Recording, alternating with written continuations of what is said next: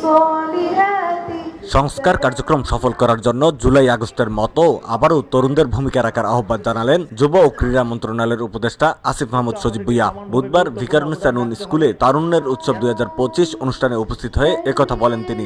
আপনারা কিভাবে এই জায়গাটিতে প্রতিরোধ গড়ে তুলেছিলেন, একটা চিত্র আমাকে সাহসী করে তুলেছে, শক্তি জুগিয়েছে।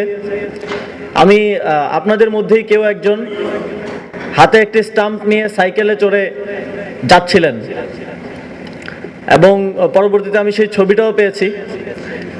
আপনাদের এই লড়াই আমাদেরকে আন্দোলনের বিভিন্ন স্তরে শক্তি জুগিয়েছে, সাহস জুগিয়েছে এই আন্দোলনকে একটি অভ্যুত্থানে রূপান্তরিত করার এবং একটি সফলতার দিকে নিয়ে যাওয়ার ক্ষেত্রে আপনাদের লড়াই অত্যন্ত গুরুত্বপূর্ণ ভূমিকা রেখেছে। সেজন্য আপনাদেরকে আন্তরিকভাবে আবারও ধন্যবাদ জানাই।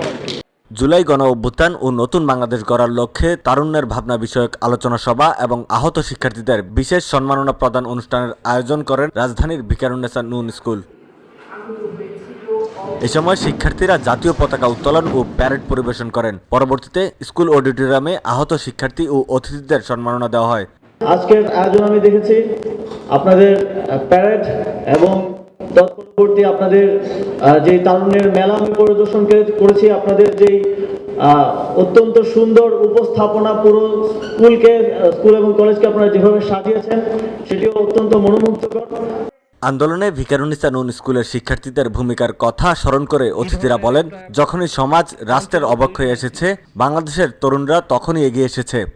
আন্দোলনের সময় আমরা অত্যন্ত উদ্বিগ্ন ছিলাম। এরা সবসময় এখানে চলে আসছে, এই সামনে স্কুলের সামনে আমরা এসেছি, তখন দেখেছি উৎকণ্ঠিত মুখ এবং কি আগ্রহ, তাদের কি আনন্দ, তাদের কি বেদনা, সব কিছু মিলেই যে একটি সুন্দর বাংলাদেশ গড়ার জন্য যে তাদের এই ছোট ছোট শিক্ষার্থীদের মাঝে যে উদ্বেগ মুখ আমরা দেখেছি, সেটা এখনো আমাদের উদ্বেলিত করে, আমাদেরকে আনন্দ দেয় এবং আমাদেরকে আগামী দিনের সুন্দর বাংলাদেশ গঠনের স্বপ্ন দেখায়।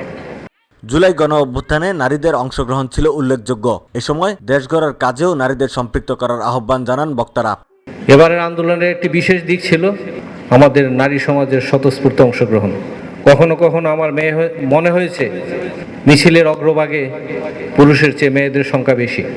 আমি তখনই আত্মবিশ্বাসী হয়েছি। আমাদের মায়েরা, আমাদের বোনেরা যখন কোনো কাজকে সমর্থন করেন, তারা রাস্তায় বেরিয়ে আসেন, সে আন্দোলন কখনো ব্যর্থ হয়নি, এবারও হয়নি।